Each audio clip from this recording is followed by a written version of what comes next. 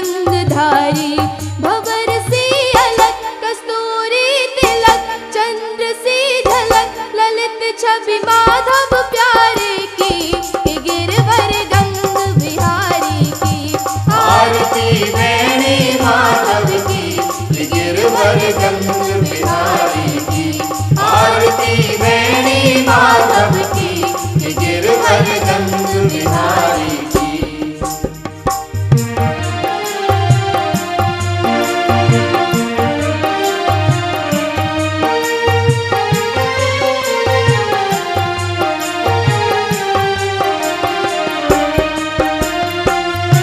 शीश पर रतन मुकुट बिल से देवता दर्शन को तरसे गगन सो सुमन रास बरसे कि बजते शंख मधुर मृदंग गंग के संग लाज रख भक्त प्यारे की गिरवर गंग बिहारी की आरती वेणी माधव की गिरवर गंग बिहारी की आरती वेणी माधव की गिरवर गंग बिहारी की।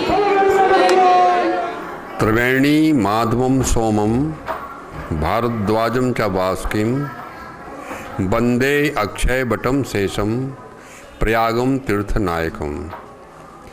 ये प्रयागराज के तीर्थनायक हैं। इसमें तीर्थनायकों में सबसे पहले त्रिवेणी।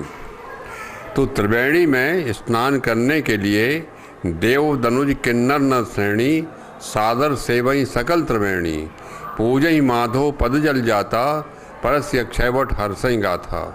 ये बालकांड में रामचरितमानस के बालकांड में ये लिखा हुआ है कि माघ के महीना में मकर राशि पर जब सूर्य आते हैं तो यहाँ पर देव कोटि के संत पुरुष लोग धनुष माने कुछ दुष्ट प्रवृत्ति के राक्षस लोग और नृत्य गान करने वाले गंधर्व लोग और सामान्य व्यक्ति, इन चारों का समायोजन एक साथ यदि देखना है तो प्रयागराज में ही देखा जा सकता है।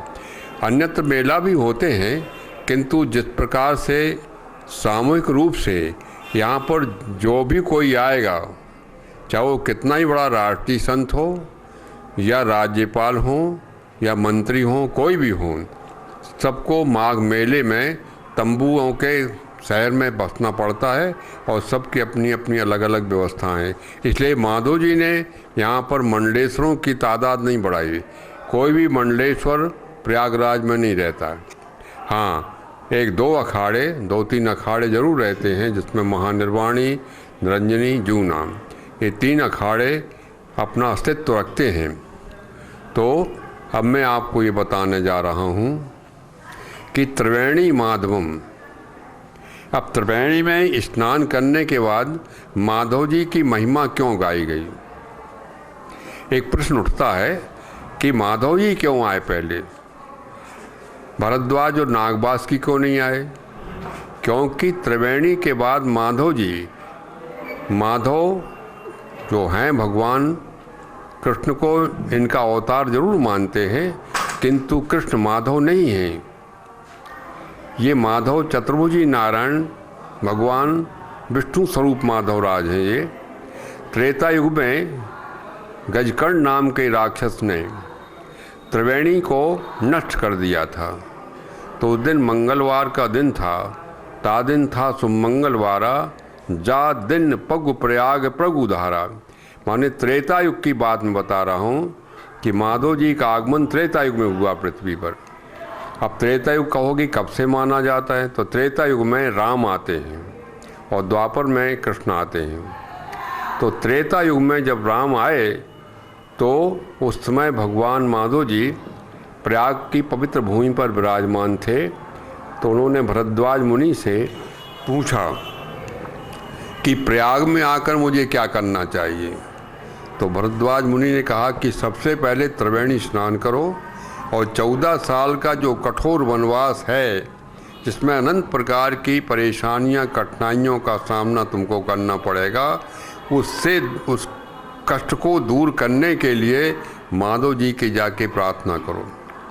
तो भगवान राम लक्ष्मण और सीता सहित भगवान माधव जी के दर्शन करने आए और उन्होंने साष्टांग दंडवत लगा करके और माधव जी से प्रार्थना किया, प्रभु ये 14 साल का वनवास आपकी कृपा के बगैर संभव तो नहीं है, आप अपनी कृपा कर दीजिए जिससे मेरा 14 साल का वनवास दुखों से मुक्त हो जाए।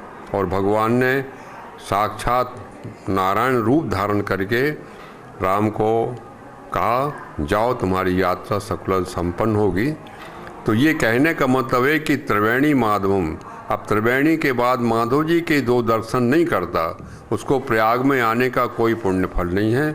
ले माधव सकल काम साधो, ये माधव एक ऐसे दाता हैं जो सब प्रकार की कामनाओं को पूरा करते हैं।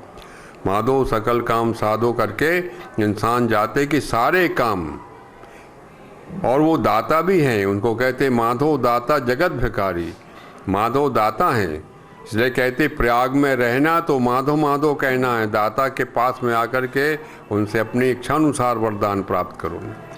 तो इस प्रकार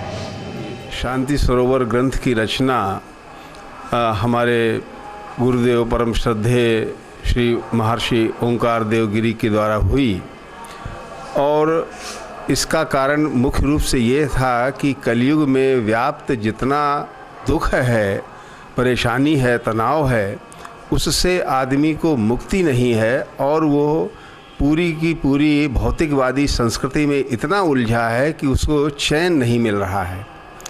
तो उस संबंध में हमने गुरुदेव जी से विनय किया कि आप कुछ इस प्रकार का मार्ग प्रस्तुत करें ताकि आम आदमी को उन दुखों से मुक्ति मिल सके।